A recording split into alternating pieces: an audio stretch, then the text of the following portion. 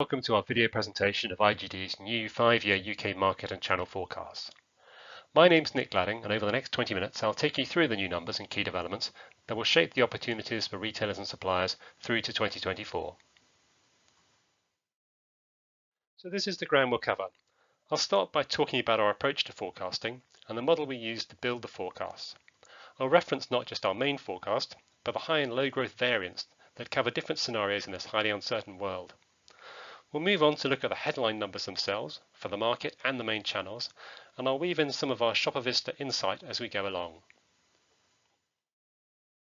To start with then, a quick introduction to how we go about forecasting. Essentially, we reach our numbers in two ways: a top-down approach, which we reconcile with a bottom-up view of the market built from individual retailers' participation in each of the channels. For the top-down model projections, we use official forecasts as much as possible from the OBR, the IMF and the ONS. We focus first on the income of a typical household and the proportion of their income they spend on grocery. We project this forwards, mindful of the impact of other areas of spending, particularly out-of-home consumption, non-food retailing and spending on services. We then add in inflation to get a nominal spend per person, and then gross these numbers up by population growth to get the total grocery market sizes. So that's the top-down approach. For the bottom-up view of the market, we work with individual forecasts for retailer stores, space and sales from Datacenter, our unique global database of over 1,000 retail operations. Before I move on to the numbers, on this slide you can see a storyboard that plots out a sequence of events and the assumptions behind our main forecast. The big picture perspective is for global economic growth to be modest but stable. Growth will be weaker in Europe and especially weak in the UK. We're assuming that the Brexit withdrawal deal is passed in October, with transition arrangements in place until December 2020, in line with official forecasts. We assume also that the UK continues to trade with its EU partners in the same way until then, and for a Brexit divorce bill of around £40 billion to be paid in full over the forecast period. Brexit will increase the cost and complexity for businesses moving goods over borders. Businesses, primarily suppliers, are likely to absorb these additional costs, but there will be some impact on retail prices. We also believe that the Brexit preparation work undertaken by businesses and government means that the food supply will not be badly affected by Brexit. Our forecasts assume that employment remains high in the UK, although general wage growth will be slow. Employers are likely to repeat the experience of the last recession by cutting hours and limiting pay increases to retain staff. Overall incomes will also be limited by pressure on welfare spending. The UK economy will continue to struggle in the first year or two after Brexit, and consumer confidence will be low and volume demand weak. Business investment and employment plans are also likely to be revised downwards. With this weak demand, shoppers will be exceptionally price sensitive, preferring to focus on saving money, while businesses struggle to encourage them to trade up. This is how the forecast looks year by year. Over the 5-year time frame, we expect growth of 12.5%. That's down from 14.8% in last year's forecast, reflecting reduced forecasts for both inflation and volume growth. It broadly splits into two phases. Over the next 3 years, operational cost increases will limit business investment in improvements for customers and raise inflation. Volumes will be subdued as shoppers are cautious in the transition to Brexit. From 2022 onwards, the outlook improves, with some pickup in household incomes and economic growth.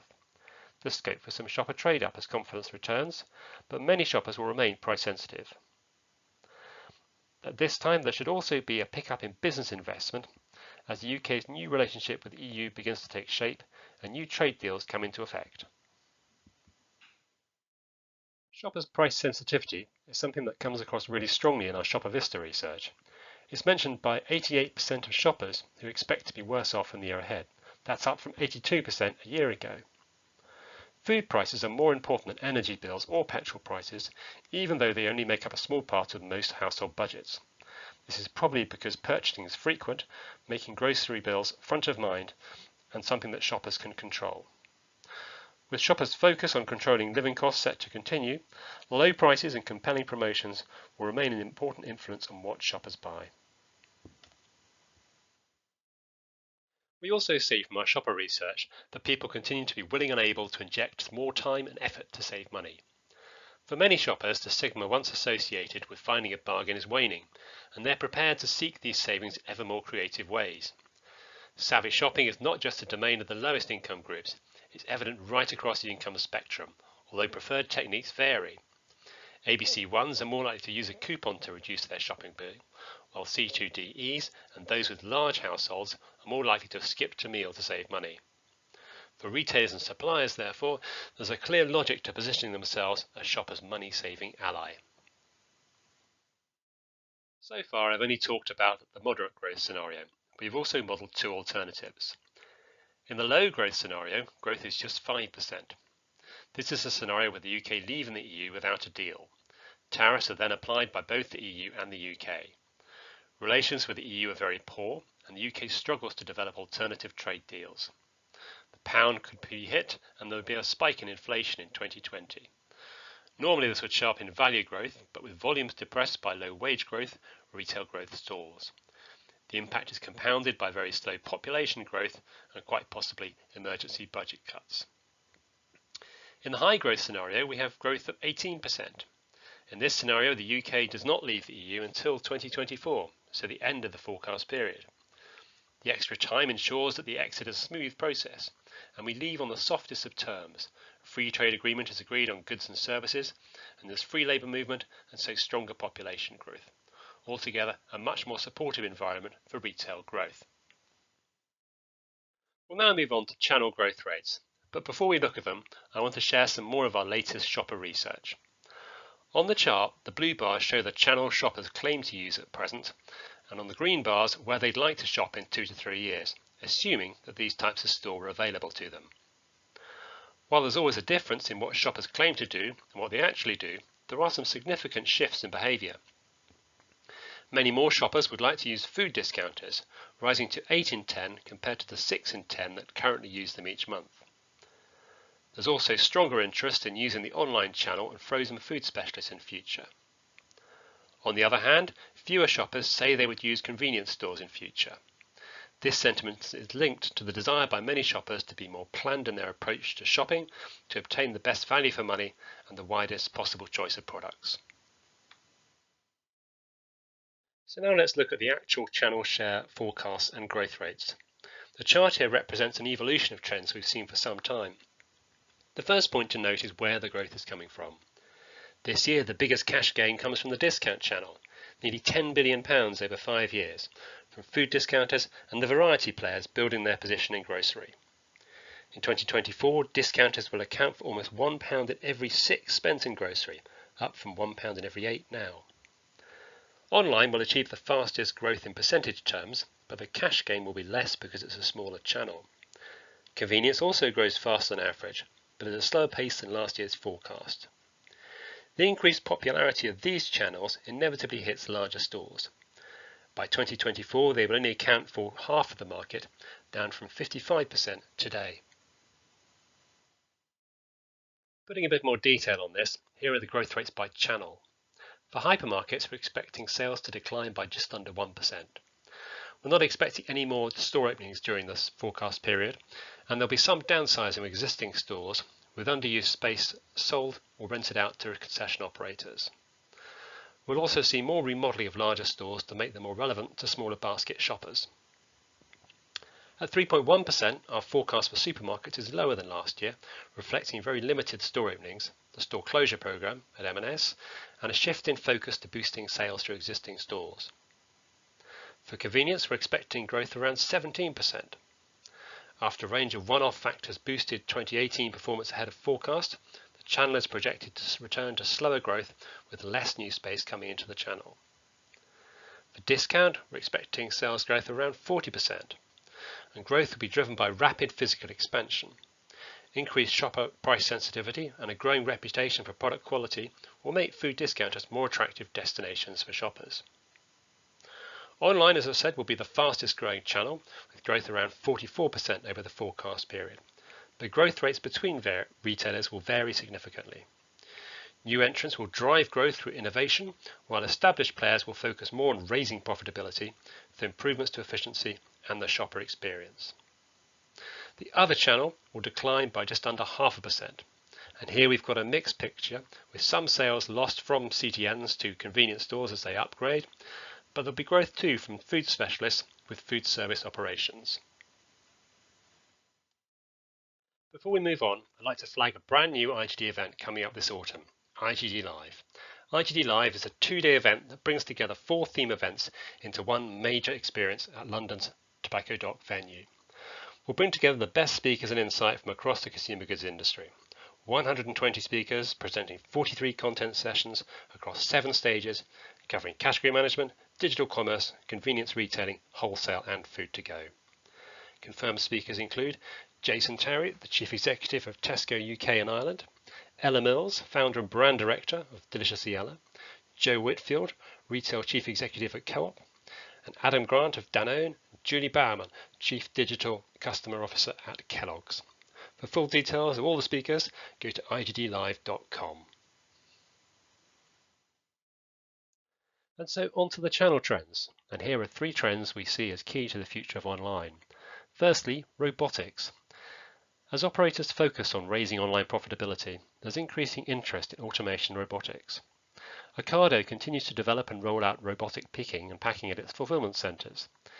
It has also invested in robotic startup Karakuri that automates the preparation of ready-to-eat meals. And with 48% of UK online shoppers willing to pay more for deliveries within the hour, expect more investment in rapid delivery services. Already the sector has developed at pace with the launch of Ocado Zoom, Waitrose Rapid Delivery, Sainsbury's Chop Chop and a trial service from Co-op. Amazon has also broadened its rapid delivery offer by taking a stake in Deliveroo.